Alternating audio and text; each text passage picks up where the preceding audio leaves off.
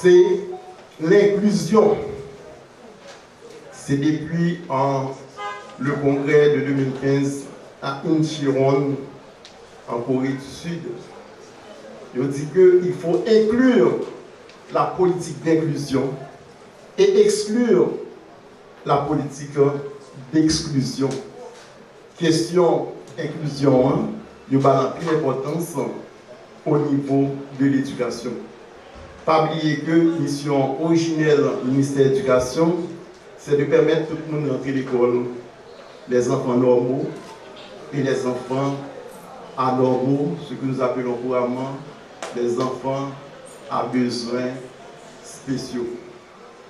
Que ce soit des autistes, que ce soit des malvoyants, etc. Il faut permettre à ce que tout le monde ait une place assise à l'école. Mais non seulement il faut leur permettre d'avoir des places assises à l'école, mais il faut leur assurer un enseignement de qualité.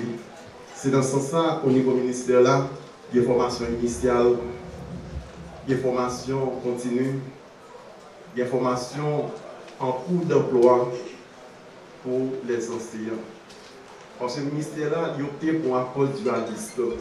Il est intéressé dans l'aspect formel, au niveau d'enseignement, fondamental, secondaire, etc. Mais il est intéressé tout dans l'aspect non formel, avec une alphabétisation, et que j'ai participé dernièrement aux formations d'alphabétisation, etc. Et que je dis à ces formations en langue des signes, et c'est intéressant. Et gagner la question de l'éducation non formelle, formation pour l'État fait et pour les chômeurs. Matin, nous saluons l'initiative Casas là et nous demandons tout employé pour nous encourager parce que jeudi à ses débuts a commencé, mais la prend fin jusqu'au 27 février. Donc, je ne vais pas dire un pile bagaille parce que il y a un pile monde qui peut parler. Nous disons bravo pour Casas. Et nous avons encouragé l'initiative ça et que vraiment, pour employer, vraiment, qu'à vraiment bénéficier de transformation ça. Moi-même, m'encourager nous, m'a participé, ressources humaines a participé et toute structure ministère pour participer dans la formation ça pour qu'on réussisse.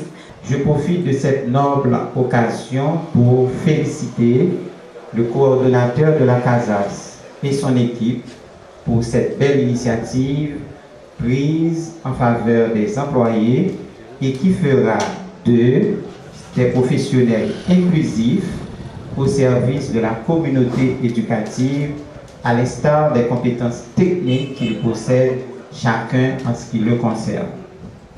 Je profite également pour vous souhaiter, chers participants, la plus cordiale bienvenue à cette session de formation dédiée à l'apprentissage du langage des signes. Votre présence ici aujourd'hui témoigne d'un engagement collectif vers une administration plus inclusive, plus humaine et résolument tournée vers le respect des droits fondamentaux de chaque citoyen. Le ministère de l'Éducation nationale et de la formation professionnelle, en tant qu'institution publique, se doit d'être exemplaire dans l'accueil et la prise en charge de tous les usagers. La commission de l'adaptation scolaire et d'appui social, CASAS, accueille chaleureusement votre présence dans cette enceinte à l'occasion de la cérémonie d'ouverture de cette formation en langue des signes au profit des employés et cadres de toutes les directions techniques du ministère. En effet, comme vous le savez, la CASAS est l'entité du ministère chargée de l'inclusion scolaire. Cette formation constitue pour la CASAS une étape importante vers l'équité et la justice sociale au bénéfice de nos frères et sœurs vivant avec une déficience auditive.